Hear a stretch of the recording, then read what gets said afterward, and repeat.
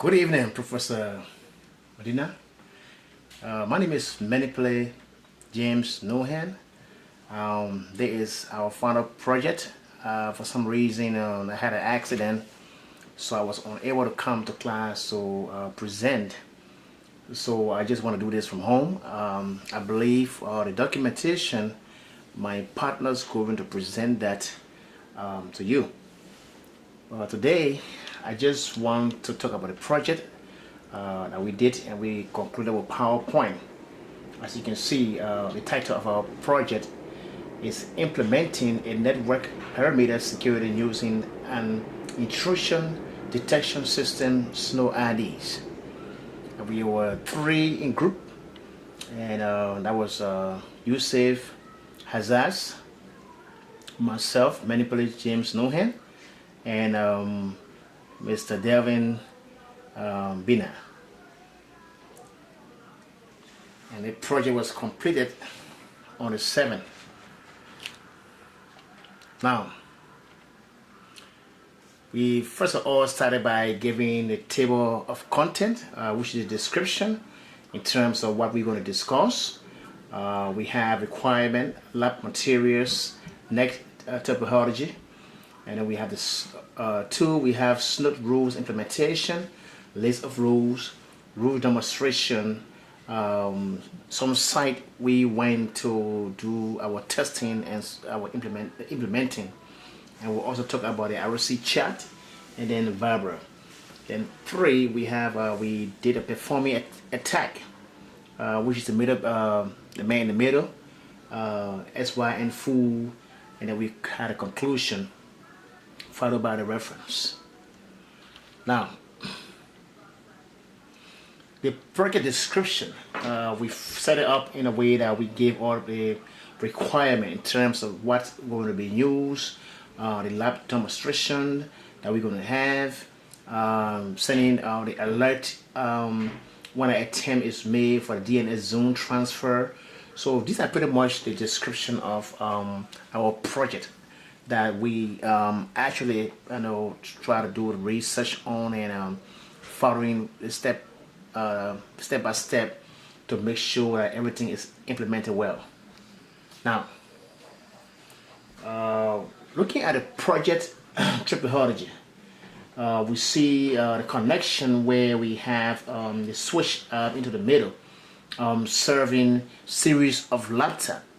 So the switch in the middle have the full capacity to give signal to the laptop around it. As you can see the description, when you look on the left side, you're going to see pretty much the network ID, as you can see right here. There's 192.168.1.024.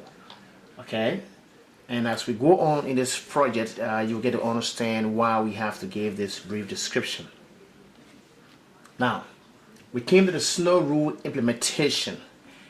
When you talk about the SNOW rule implementation, how it is done, and during the implementation, what occurs or what happened.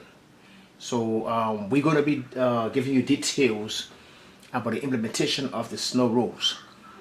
Okay, but the question is, how can we implement these rules? So we say implementing SNOT can be a bit doubting for those unfamiliar with intrusion detection system. Now the question is how. Let's take for instance, when you're doing an installation, depending on your OS and the CPU architecture, installing SNOW may be as simple as typing in 3 words and hitting enter. What does that mean? Let's take for instance, we have the version should be installed first. We had in this case we have SNOW 1.7 version, where we have the command line configuration switch can be set to the configuration file. Okay, and then we have the classification by prioritization to existing full fast sense law and SMB alerting mentors. And through this demonstration or the implementation, you find a RPC decoding processor, which improve the nickel processors. Now, moving forward, we also discuss. We came performing the tasks where we saw that there was an improve of the HTTP processor speed, content checking by subset of the URL content. Let's move forward and see what happened next. Now, rules demonstration. As you can see over there, we just gave us a screenshot to show how we did our demonstration and where we got these information from. Just to have the professor aware that our project was taken from X amount of place, and a download was made from a specific site. Now, we want to talk a little bit about when the VP access to the website, what alert appear on the log file. Okay, so we did a demonstration and we took a screenshot just to get a clear understanding of what really went on or what happened. So we did a browse our website hosted in a virtual machine for the host machine browser, and let's see what happened. So the first thing we did was to make sure the network card on a virtual machine is set to use the bridge mode. This will give it an IP on the same subnet as your host machine. Now, let me give an example. If your host machine is 192.168.1.10, the virtual machine should get 192.168.1.x. This can vary depending on your network setup, but that's the usual case. And then we went on what we figured that we already have done these two, but we should also make sure our web server is set up to accept requests that did not originate from itself, since the server view the host as a separate machine. As you saw earlier, we demonstrated where we set the machine, the switch in the middle, supplying all those machines. That's a basically that's the idea we're trying to give here. So we just want to make sure that we understand exactly what we're going to do with this. Okay, the IRC communication between two different machines, depending on the version machine, XP and Windows 7 machine. So it depends on your installation, pretty much what you do and then how you implement what you are doing. Moving forward. Now, we want to pretty much discuss the Viber. We took a screenshot and put it out there just to show some demonstration of the Viber rules. But before we implemented this, we have to understand the following in terms of how to install Viber on a desktop. There is a procedures. Now, in order for Viber desktop to run on your computer, the following must take place. It depends on the window. You might have Windows 7, you might have Windows 8, or you might have Windows 10. So the first thing you want to do is to open the control panel from the start menu, tap firewall in the search bar. Okay, the next thing is you're going to click on the Windows firewall. Then on the left side, you're going to see advanced setting, and then you're going to put your administrator password, and then you move forward. Okay, so as you go through the installation process and complete the installation process, then you also going to make sure to click on the start menu and you go to network, especially when you want to install on XP. Okay, this is the process you go through in terms of where you want to get at. and that's one of the reasons why we put a demonstration up there, so our professor can see exactly what we're trying to do, in terms of installation. Now, let's move forward. We also did a check-in.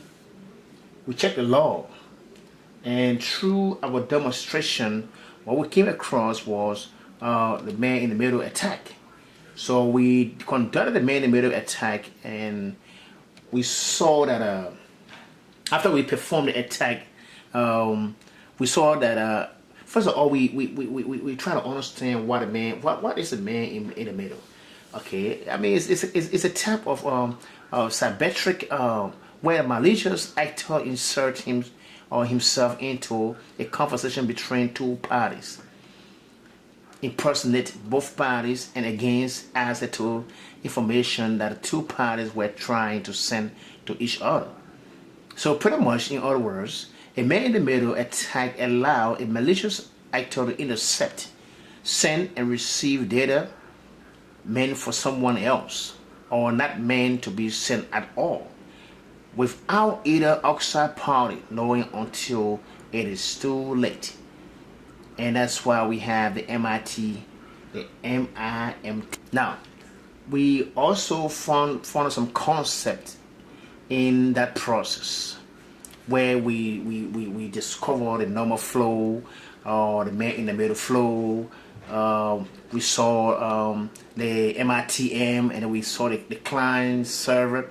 We saw the broken server, and then we have the MITM, which is the man in the middle, attack in the middle.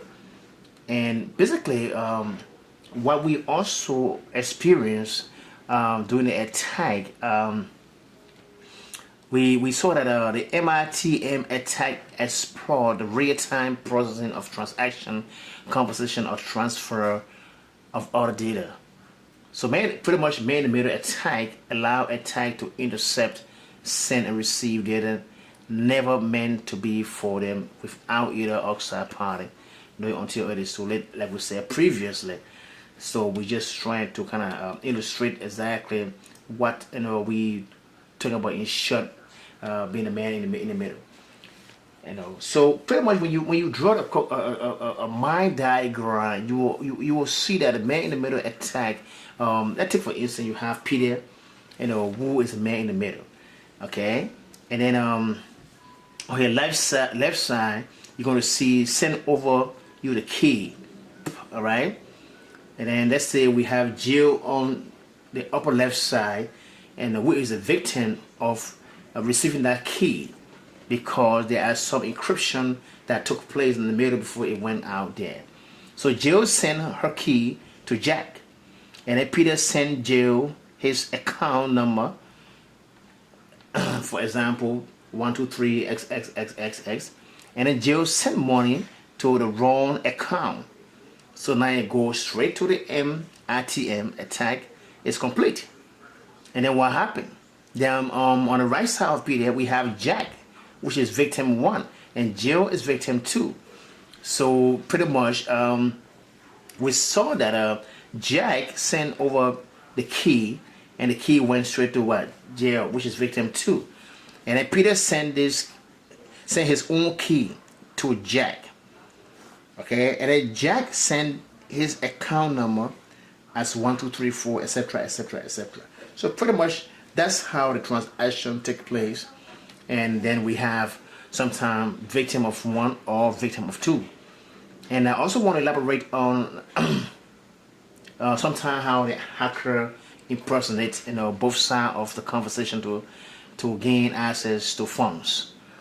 Okay, so pretty much I think that's kind of conclude the project. Like I said, I have not been feeling well, so my two folks, they would do the other, because I have to have some rest, and that pretty much should be the end of the project. And we did some shooting where we came up with some IP address, as you can see on the screen. So that's conclude our project, and the documentation that was written in the Word might be presented by my two colleagues who went to Dub Ferry today. I couldn't go because I have to go to see the doctor to do a follow-up on my legs. So, Professor Medina, I hope, I don't know if this reached your expectation, but give me a feedback. Let me know exactly what you think. And if I had to do something to improve, I will definitely improve. But that should be the end of my project. Thank you so much, and have a wonderful day. Once more again, my name is student Manipule James Nohan. I'm so sorry for the inconvenience. I've been very sick. I never had a chance, to come to the last two classes. I am so happy, sorry, and just let me know if I can do anything else. And the next thing is, if you can provide me my final to take because I'm feeling well, I'm feeling much better. Thank you so much, and have a nice day. Thank you.